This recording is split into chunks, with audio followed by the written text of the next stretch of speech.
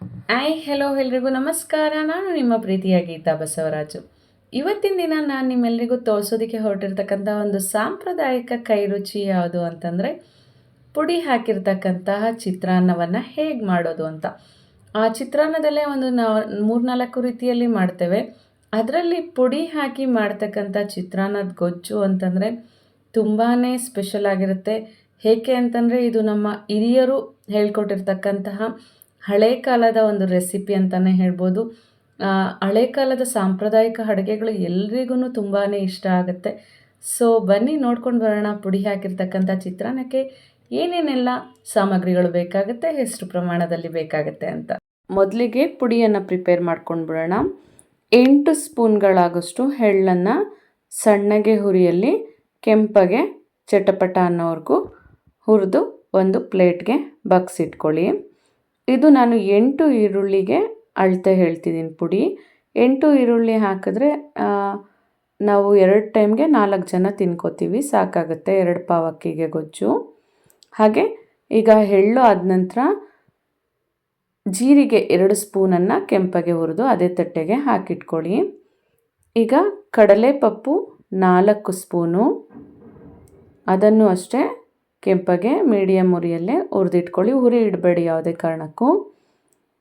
ಇದು ಕೂಡ ಬಿಸಿ ಆದ ನಂತರ ಅದೇ ತಟ್ಟೆಗೆ ಬಗ್ಸಿಟ್ಕೊಳ್ಳಿ.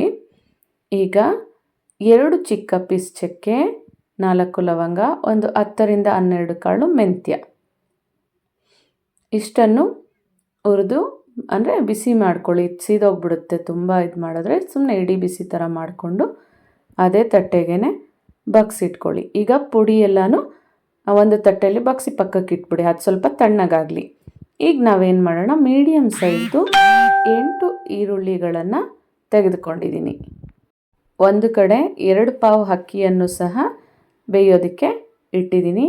ಬೇಯಿಸ್ಬೇಕಂದ್ರೆ ನೀವು 5 ನಿಮಿಷ ನೆನೆಸಿ ಆಮೇಲೆ ಇಡಿ ಬಸ್ದಿರೋ ಅನ್ನಕ್ಕೆ. ಈಗ ಈರುಳ್ಳಿಗಳನ್ನು ಉದ್ದಕ್ಕೆ ಹಚ್ಕೊಳ್ಳಿ.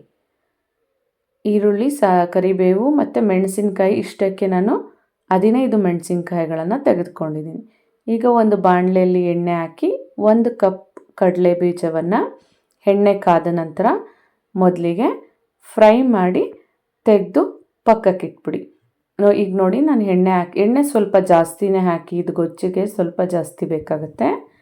ಈಗ ನಾನು ಕಾದಿರೋ ಎಣ್ಣೆಗೆ ಕಡಲೆ ಬೀಜ ಹಾಕ್ತಿದ್ದೀನಿ. ಒಂದು ಕಡೆ ಅನ್ನ ಕೂಡ ಕುದೀತಿದೆ, ಇನ್ನೊಂದು ಕಡೆ ಕಡಲೆ ಬೀಜ ಕೂಡ ಫ್ರೈ ಆಗ್ತಿದೆ. ಸೊ ಈಗ ನಾನು ಕಡಲೆ ಬೀಜವನ್ನು ಸಣ್ಣ ಉರಿಯಲ್ಲಿ ಅಂದರೆ ಮೀಡಿಯಮ್ ಉರಿಯಲ್ಲಿ ಇಟ್ಕೊಳ್ಳಿ. ಮೀಡಿಯಮ್ ಉರಿನಲ್ಲಿ ಕೆಂಪಗೆ ರೋಸ್ಟ್ ಮಾಡಿ ಒಂದು ಕಪ್ನಲ್ಲಿ ತೆಗೆದಿಟ್ಟಿದ್ದೀನಿ. ಈಗ ಇದಕ್ಕೆ 2 ಸ್ಪೂನ್ ಆಗೋಷ್ಟು ಕಡಲೆಬೇಳೆ, ಗೊಜ್ಜಿಗೆ 2 ಸ್ಪೂನ್ ಆಗೋಷ್ಟು ಉದ್ದಿನ ಬೇಳೆಯನ್ನು ಫ್ರೈ ಮಾಡ್ಕೊಳ್ಳಿ ಸಣ್ಣ ಉರಿಯಲ್ಲಿ. ಅದು ಅರ್ಧ ಬೆಂದ ನಂತರ ನಾವೇನು ಮಾಡಬೇಕಾಗುತ್ತೆ, 2 ಸ್ಪೂನ್ಗಳಾಗೋಷ್ಟು ಸಾಸಿವೆಯನ್ನು ಆ್ಯಡ್ ಮಾಡ್ತಿದ್ದೀನಿ. ಅದು ಸಾಸಿವೆ ಕೂಡ ಫ್ರೈ ಆಗೋಷ್ಟೊತ್ತಿಗೆ ಅದು ಪೂರ್ತಿ ಬೆಂದಿರುತ್ತೆ ಕಡಲೆಬೇಳೆ ಮತ್ತು ಉದ್ದಿನಬೇಳೆ. ಇಲ್ಲಾಂದರೆ ಅದೇನಾಗುತ್ತೆ, ಸೀದ್ಕೊಬಿಡುತ್ತೆ, ಕಪ್ಪು ಕಲರ್ ಚೇಂಜ್ ಆಗುತ್ತೆ. ಈಗ ಅದು ಬೆಂದ ನಂತರ, ಫ್ರೈ ಆದ ನಂತರ ಅದಕ್ಕೆ ಈರುಳ್ಳಿಯನ್ನು ಆ್ಯಡ್ ಮಾಡ್ಕೊಳ್ಳಿ. ನಾನು ಯಾವಾಗಲೂ ಹೇಳ್ತಿರ್ತೀನಿ, ಆಲೂಗಡ್ಡೆ ಪಲ್ಯಕ್ಕೆ, ಬಾಂಬೆ ಸಾಗುಗೆ ಮತ್ತು ಪುಡಿ ಚಿತ್ರಾನ್ನಕ್ಕೆ ಈರುಳ್ಳಿ ಉದ್ದಕ್ಕೆ ಹಚ್ಕೊಂಡ್ರೆ ತುಂಬ ಚೆನ್ನಾಗಿರುತ್ತೆ. ಈಗ ನಾನು ಮೆಣಸಿನ್ಕಾಯನ್ನು ಸಹ ತುರಿದಿಟ್ಟಿದ್ದೀನಿ. ತುರಿದಿಟ್ಟಿರ್ತಕ್ಕಂಥ ಮೆಣಸಿನ್ಕಾಯನ್ನು ಆ ಈರುಳ್ಳಿಗೆ ಮಿಕ್ಸ್ ಮಾಡ್ತಿದ್ದೀನಿ, ಅಂತಂದರೆ ಅದು ಫ್ರೈ ಆಗ್ತಿದೆ ಅದ್ರ ಜೊತೆಲೇ. ಈಗ 2 ಫ್ರೈ ಆಗೋದಕ್ಕೆ ಸ್ವಲ್ಪ ಸಮಯ ಬೇಕಾಗುತ್ತೆ, ಮಿನಿಮಮ್ ಒಂದು 15 ಮಿನಿಟ್ಸ್ ಮೇಲೇ ಬೇಕಾಗುತ್ತೆ. ಉರಿ ಇಟ್ಟು ಅಲ್ಲೇ ನಿಂತ್ಕೊಂಡು ತಿರುಗಿಸ್ಕೊಡ್ತೀರಿ. ಅಷ್ಟೊತ್ತಿಗೆ ನಮ್ಮದು ಅನ್ನ ಏನಾಗಿರುತ್ತೆ ಅಂತಂದರೆ, ಇನ್ನೇನು 3/4 ಭಾಗ ಅನ್ನ ಬೆಂದಿದೆ. ಬಸ್ದಿರೋ ಅನ್ನ ಆರೋಗ್ಯಕ್ಕೂ ಸಹ ತುಂಬ ಒಳ್ಳೆಯದು ಮತ್ತು ಮಾಡೋದು ಸಹ ತುಂಬ ಸುಲಭ. ಈಗ ನಾನು ಒಂದು ಕಡೆ ಹುಣಸೆ ಹಣ್ಣನ್ನು ನೆನೆ ಹಾಕ್ತೀನಿ. ಹಾಗೆ ನಮ್ಮ ಮನೆಯವ್ರ ಬಾಕ್ಸ್ಗೆ ಡೈಲಿ ಏನಾದರೂ 1-2 ಟೈಪ್ಸ್ ಆಫ್ ವೆಜಿಟೇಬಲ್ಸ್ ಬೇಕಾಗುತ್ತೆ. ಹಾಗೆ ಮೊಳಕೆ ಕಾಳು ಕೂಡ ಬೇಕಾಗುತ್ತೆ. ಅದು ಕೂಡ ಒಂದು ಕಡೆ ಗೊಜ್ಜು ಅನ್ನ ಪ್ರಿಪೇರ್ ಆಗೋಷ್ಟೊತ್ತಿಗೆ ಇದು ಪ್ರಿಪೇರ್ ಆಗಿಬಿಡುತ್ತೆ. ಈಗ ನೋಡಿ ಗೊಜ್ಜು 3/4 ಭಾಗ ಬೆಂದಿದೆ. ನಾನೀಗ ಇದಕ್ಕೆ 2.5 ಟೇಬಲ್ ಸ್ಪೂನ್ ಆಗೋಷ್ಟು ಉಪ್ಪನ್ನು ಆ್ಯಡ್ ಮಾಡ್ತಿದ್ದೀನಿ. ಉಪ್ಪು ಹಾಕಿದ ನಂತರ ಹಾಗೆ ಇನ್ನೊಂದು 2 ಸೆಕೆಂಡ್ಗೆ ಅರಿಶಿನವನ್ನು ಸಹ ಹಾಕಿಬಿಡಿ. ಈಗ ನಾನು 1 ಟೇಬಲ್ ಸ್ಪೂನ್ ಆಗೋಷ್ಟು ಅರಿಶಿನವನ್ನು ಆ್ಯಡ್ ಮಾಡ್ತಿದ್ದೀನಿ. ಮುಕ್ಕಾಲು ಭಾಗ ಆದಮೇಲೆ ಇವೆರಡು ಹಾಕ್ತೀವಿ, ಉಪ್ಪು ಮತ್ತು ಅರಿಶಿನ. ಆಗ ಅದೇನು ಆಗಬೇಕಾಗುತ್ತೆ ಅಂತಂದರೆ ಇನ್ನೂ ಕಾಲು ಭಾಗ ಬೇಯುತ್ತೆ. ಆಗ ಅರಿಶಿನದ ಸ್ಮೆಲ್ಲೆಲ್ಲ ಚೇಂಜ್ ಆಗುತ್ತೆ. ಇಲ್ಲಾಂದರೆ ಅರಿಶಿನದ ಸ್ಮೆಲ್ಲು ಹಸಿ ಹಸಿ ವಾಸನೆ ಥರನೇ ಇರುತ್ತೆ. ಈಗ ಇದು ಫ್ರೈ ಆಗೋಷ್ಟೊತ್ತಿಗೆ ನಾವು ಪುಡಿಯನ್ನು ಚಿಕ್ಕ ಜಾರ್ನಲ್ಲಿ ಹುರಿದಿಟ್ಕೊಂಡಿದ್ದೀವಲ್ಲ, ಅದನ್ನೆಲ್ಲ ಚಿಕ್ಕ ಜಾರ್ಗೆ ಹಾಕಿ ಪುಡಿಯನ್ನು ರನ್ ಮಾಡ್ಕೊಳ್ಳೋಣ. ತುಂಬ ನುಣುಪಾಗೇನು ಬೇಡ, ಮುಕ್ಕಾಲು ಭಾಗ ಅದು ಆದರೆ ಸಾಕಾಗುತ್ತೆ ಪುಡಿ. ಈಗ ಆ ಪುಡಿ ಒಂದು ತಟ್ಟೆಗೆ ಬಗ್ಸಿಟ್ಬಿಟ್ಟು ಅದೇ ಜಾರ್ನಲ್ಲೇ ನೆನೆಸಿಟ್ಟಿರ್ತಕ್ಕಂಥ ಹುಣಸೆಹಣ್ಣು ಒಂದು ನಿಂಬೆಹಣ್ಣು ಗಾತ್ರ ಆಗೋಷ್ಟು ಸಾಕು, ಅದನ್ನು ಕೂಡ ಗ್ರೈಂಡ್ ಮಾಡ್ಕೊಂಡು ಪೇಸ್ಟ್ ಮಾಡಿಟ್ಕೊಂಬಿಡಿ. ಈಸಿ ಇದು. ಈಗ ಆ ಗೊಜ್ಜು ಇನ್ನೇನು ಫುಲ್ಲು ಬೆಂದಿದೆ, ಇನ್ನೊಂದು 5 ಮಿನಿಟ್ಸ್ ಇರೋಷ್ಟೊತ್ತಿಗೆ ನಾವು ಪೇಸ್ಟನ್ನು ಹಾಕೋಣ. ನಮ್ಮನೇಲಿ ಸ್ವಲ್ಪ ಹುಳಿ ಮುಂದೆ ಹಾಕೋದ್ರಿಂದ ಸ್ವಲ್ಪ ಎಕ್ಸ್ಟ್ರಾ ಹಾಕಿರ್ತೀನಿ, ನೀವು ನೋಡಿಕೊಂಡು ಬೇಡ ಅಂತಂದರೆ ಕಡಿಮೆ ಹಾಕ್ಕೊಳ್ಳಿ. ಈಗ ನೋಡಿ ಗೊಜ್ಜು ಕೂಡ ಪ್ರಿಪೇರ್ ಆಗ್ತಾ ಬಂದುಬಿಡ್ತು. ಈಗ ಗೊಜ್ಜು ಕೂಡ ಪ್ರಿಪೇರ್ ಆಗಿದೆ. ಹಾಗೆ ಕಡಲೆ ಬೀಜವನ್ನು ಸಹ ನಾವು ಫ್ರೈ ಮಾಡಿಟ್ಕೊಂಡಿದ್ದೀವಿ. ಅದ್ರ ಜೊತೆಯಲ್ಲಿ ಕೊತ್ತಂಬರಿಯನ್ನು ಸ್ವಲ್ಪ ಹೆಚ್ಚಿಟ್ಕೊಳ್ಳಿ. ಅನ್ನವನ್ನು ಕೂಡ ನಾನು ಬಸ್ದಿಟ್ಟಿದ್ದೀನಿ. ಈಗ ಲಾಸ್ಟಲ್ಲಿ ಇನ್ನೇನು ಇಳಿಸ್ತೀವಿ ಅನ್ನೋ ಟೈಮ್ನಲ್ಲಿ ಕೊತ್ತಂಬರಿಯನ್ನು ಹಾಕಿ ಚೆನ್ನಾಗಿ ತಿರುಗಿಸ್ಕೊಡಿ. ಕೊತ್ತಂಬರಿಯನ್ನು ಹಾಕಿ ತಿರುಗಿಸಿದ ನಂತರ ಒಂದು 2 ಮಿನಿಟ್ಸ್ ಕುದಿಸಿದ್ರೆ ಸಾಕಾಗುತ್ತೆ.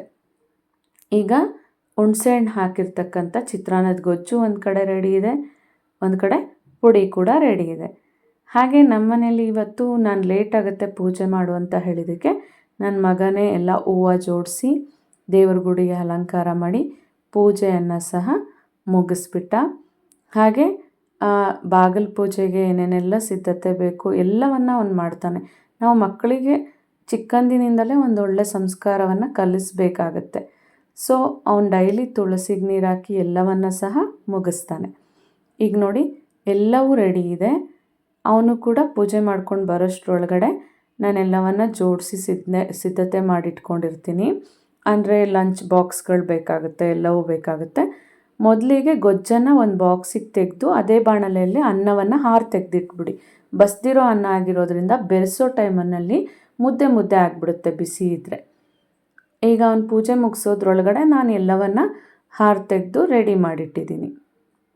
ಸೊ ಈಗ ಇದಕ್ಕೆ ನಾವೇನು ಮಾಡಬೇಕಾಗುತ್ತೆ, ಗೊಜ್ಜು ನೋಡಿಕೊಂಡು ನೀವು ಅನ್ನಕ್ಕೆ ಖಾರ ಎಷ್ಟು ಬೇಕಾಗುತ್ತೆ ಅಷ್ಟು ಗೊಜ್ಜನ್ನು ಹಾಕ್ಕೊಳ್ಳಿ. ಹಾಗೆ ಅದರ ಮೇಲೆಗಡೆ ಒಂದು ಸ್ವಲ್ಪ ಕಡಲೆ ಬೀಜವನ್ನು ಹಾಕ್ಕೊಳ್ಳಿ. ಹಾಗೆ ಅದರ ಮೇಲ್ಗಡೆ ಪುಡಿಯನ್ನು ಅಷ್ಟೇ. ಇವಾಗ ನಾನು ಇದು 3 ತಿನ್ಬೋದು, ಅದಕ್ಕೆ ನಾನು ಒಂದು 3 to 4 ಟೇಬಲ್ ಸ್ಪೂನ್ ಆಗೋಷ್ಟು ಪುಡಿಯನ್ನು ಹಾಗೆ 3 to 4 ಟೇಬಲ್ ಸ್ಪೂನ್ ಆಗೋಷ್ಟು ಗೊಜ್ಜನ್ನು ಹಾಕ್ಕೊಂಡಿದ್ದೀನಿ. ಕಡಲೆ ಬೀಜ ನಾವು ಸಪ್ರೇಟಾಗಿ ಹಾಕ್ಕೊಳ್ಳೋದ್ರಿಂದ ತುಂಬ ಅನ್ನದ ಜೊತೆಲಿ ಮಿಕ್ಸ್ ಮಾಡ್ಕೊಳ್ಳೋದಿಲ್ಲ. ನೋಡಿ ಈ ರೀತಿ ಬೆರೆಸಿದ್ರೆ ಪುಡಿ ಚಿತ್ರಾನ್ನ ಬೆರೆಸಿ ಅರ್ಧ ಗಂಟೆ ಇಟ್ಬಿಡಿ, ಅದಿನ್ನೂ ರುಚಿ ಚೆನ್ನಾಗಿರುತ್ತೆ. ಸೊ ಈಗ ನಾನು ಅರ್ಧ ಗಂಟೆ ಮುಂಚಿತವಾಗಿ ಬೆರೆಸಿಟ್ಟಿದ್ದೀನಿ. ತಟ್ಟೆಗೂ ಕೂಡ ಹಾಕಿ ರೆಡಿ ಮಾಡಿಟ್ಟಿದ್ದೀನಿ. ನೀವು ಕೂಡ ಟ್ರೈ ಮಾಡಿ. Thank you. ನೋಡಿದ್ರಲ್ಲ ಫ್ರೆಂಡ್ಸ್, ಪುಡಿ ಹಾಕಿರ್ತಕ್ಕಂತಹ ಚಿತ್ರಾನ್ನವನ್ನು ಹೇಗೆ ಮಾಡೋದು ಅಂತ. ಇದು ಎಲ್ಗಾನ ಟ್ರಿಪ್ಸ್ ಹೋದಾಗೂ ಅಷ್ಟೇ ತುಂಬಾ ಚೆನ್ನಾಗಿರುತ್ತೆ. ತೊಗೊಂಡೋದ್ರೆ ಒನ್ ಡೇ ಟ್ರಿಪ್ಗೆ ಎಲ್ಲ, ಹಾಗೆ ಮನೆಯಲ್ಲಿ ಮಾಡ್ಕೊಂಡು ತಿನ್ನೋಕ್ಕೂ ಅಷ್ಟೇ, ಮತ್ತು ಹಿರಿಯರಿಗೂ ಅಷ್ಟೇ ತುಂಬಾ ಇಷ್ಟ ಆಗುತ್ತೆ. ಇದರಲ್ಲಿ ಯಾವುದೇ ಸ್ಪೈಸಿನೆಸ್ ಕೂಡ ಇರೋದಿಲ್ಲ. ಸೊ ನೀವು ಕೂಡ ಇದನ್ನು ಒಮ್ಮೆ ಟ್ರೈ ಮಾಡಿ. ಹಾಗೆ ಟೇಸ್ಟ್ ಹೇಗಿತ್ತು ಅಂತ ಕಾಮೆಂಟ್ ಬಾಕ್ಸಲ್ಲಿ ತಿಳಿಸಿ. Thank you.